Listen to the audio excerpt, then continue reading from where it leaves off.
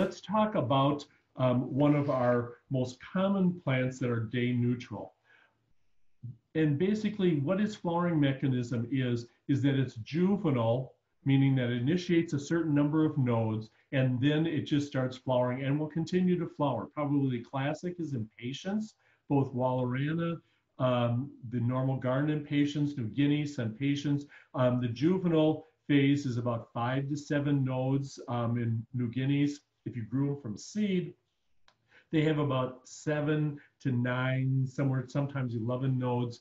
And basically those basal nodes, the ones right down there by the soil, those are vegetative. They send out the branches, and that's how you get a bushy plant, is by those growing vegetatively. But then all the nodes after that continue to throw flowers. It's a lateral inflorescence, so that the growing point keeps getting longer, throwing flowers pretty continuously.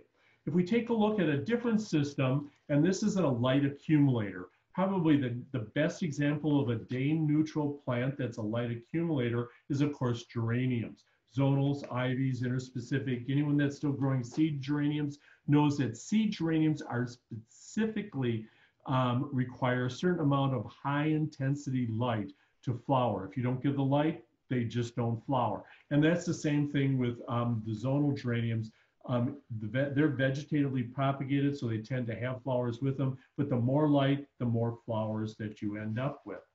Let's talk about some of the perennials, because the perennials are probably one of our biggest challenge, because they have a combination of a juvenility and they are cold, have a cold requirement, and then they can flower. And the cold requirement is called vernalization. You know, if we look at one of the poster childs is Aquilegia. There's some beautiful Aquilegia out there, and they basically, you have to grow them in a juvenile stage, and this is why a lot of your perennials are planted in the fall, so that they can develop that juvenile. Their bulking is one of the terminologies, to develop enough leaves. And then they're given a cold treatment of anywhere between 4 to 6 weeks, and then they're put under basically day neutral conditions, warm them back up, and off they go and they flower. So knowing how you trigger the flowering of day neutral plants is really important. And that's in that, especially in the perennials, there is a sheet that basically covers a lot of the perennials.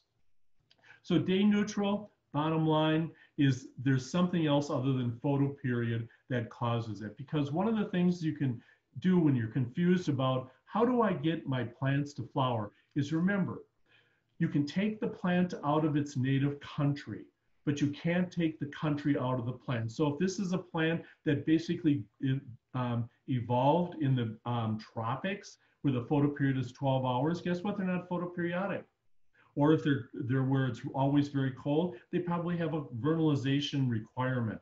Whereas if the plants are grown where there's an oscillation of photoperiod, you know, kind of where we are through North America and through Europe, where there's short and long days during the year, they're probably photoperiodic. So, you know, you can, if you're not sure and you can't find a table that tells you how that plant is induced to flower, go find out where it comes from, look at the latitude, and that'll give you a good clue as to whether it's a long day or a short day plant, depending upon when it naturally flowers. But keep that in mind, because that's what we use to determine what kind of photoperiod is required.